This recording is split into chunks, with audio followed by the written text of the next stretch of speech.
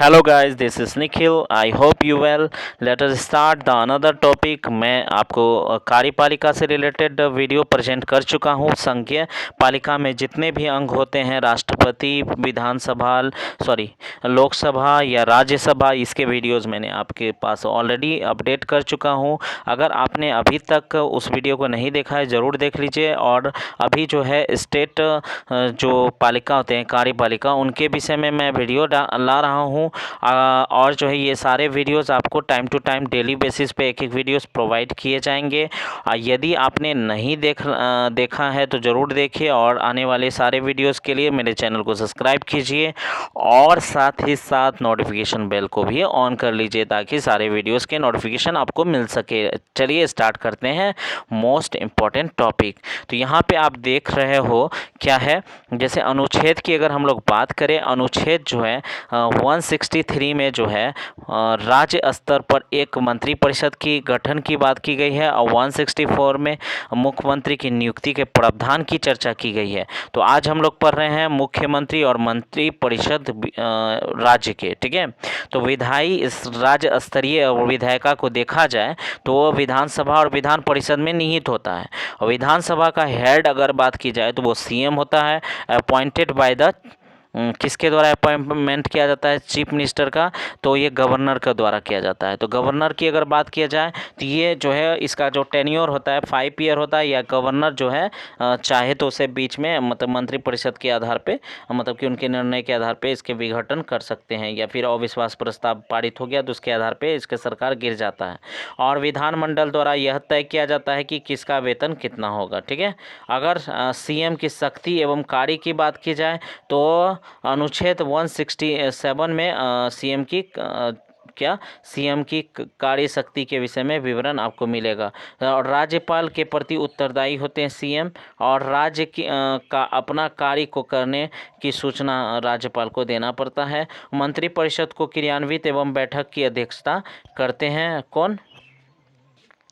हाँ, मतलब कि मुख्यमंत्री। और साथ ही साथ सम्मेलन एवं संगठन का नेतृत्व करता भी मुख्यमंत्री होते हैं, और केंद्र के साथ अगर समन्वय स्थापित करने का भी काम मुख्यमंत्री करते हैं।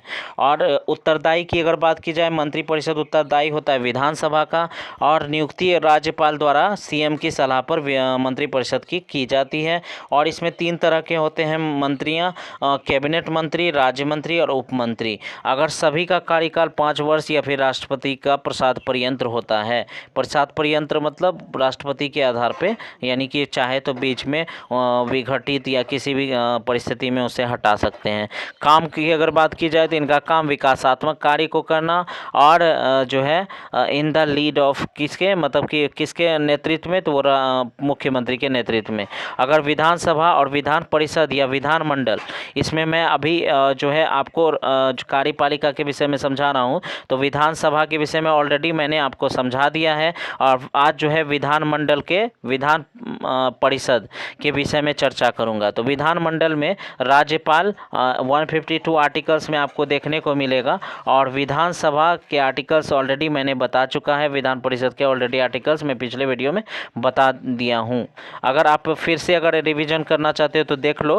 विधायिका की जैसे केंद्र में संसद होता है और राज्य में विधानमंडल होता है। तो केंद्र में जो होता है 79 संसद से रिलेटेड है आर्टिकल, और 81 जो है 80 लोकसभा से रिलेटेड है, और 81 जो है राज्यसभा से रिलेटेड है। और राष्ट्रपति का 52 मैंने ऑलरेडी आपको बता दिया है। राज्यपाल का 152 ये भी होता है, ध्यान रखिएगा। राज्य में विधानमंडल जो है 168 आर्टिकल्स में दर्ज है।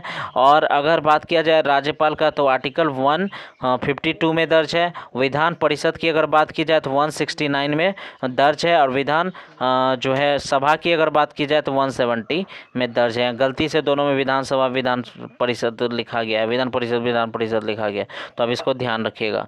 अगर गठन या समाप्ति की अगर बात की जाए तो अनुच्छेद 168 से 212 तक इसके बीच में जो है भाग 6 में ये विभिन्न बातों का आपको तथ्य मिलेगा।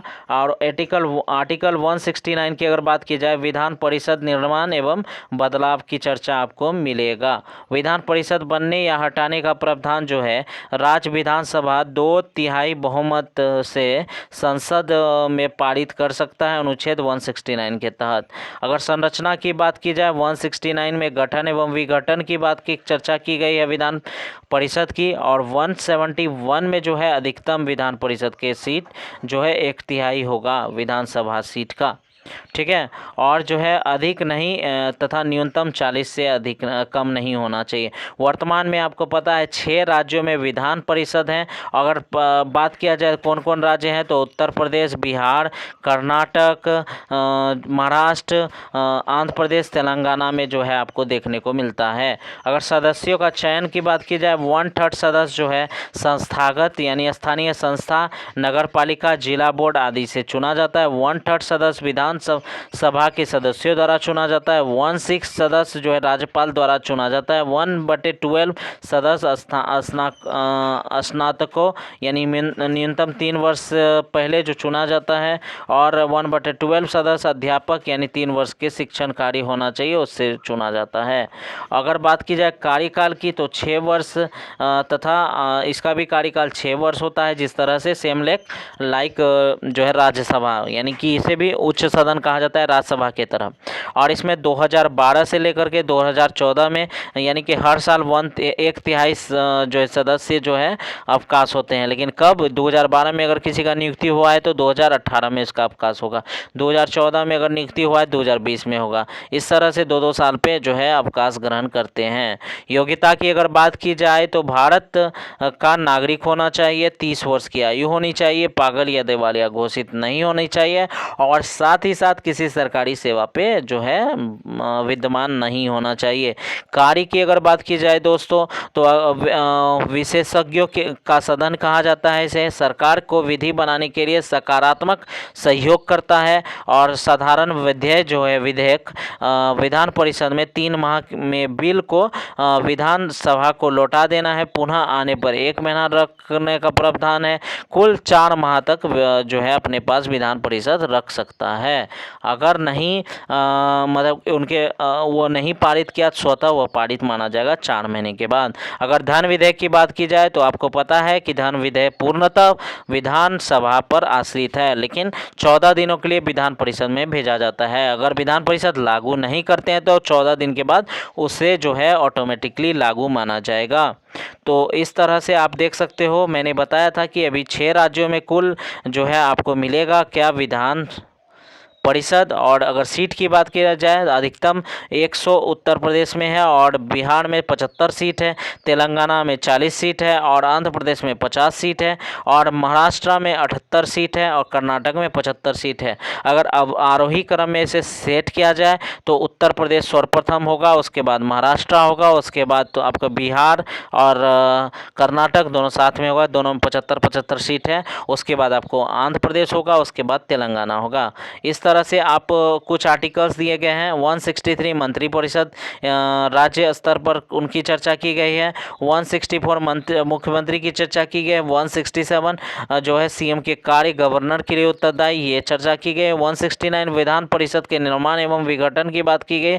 171 विधान परिषद सीट निर्धारण की गई है, जिसमें अधिकतम एवं न्यूनतम आपको बता दिया। अधिकतम 1/3 ऑफ द विधानसभा एंड न्यूनतम 40 सीट। इस तरह से जो है आप यह निर्धारित कर सकते हो कि कौन कौन से मुख्य तथ्य हैं। आई होप ये वीडियो आपको अच्छा लगा है। इसमें मैंने 2 टॉपिक कवर किया है, एक मुख्यमंत्री यानी कार्यपालिका के दोनों अंग यानी कि मुख्यमंत्री और विधान परिषद। आपको कैसा लगा वीडियो ज़रूर कमेंट कीजिए। अगर कोई मुख्य तथ्य अगर छूट गई है तो उसे जानने के लिए आप कमेंट में बताइए क्या चाहिए, आपको क्या जानना है।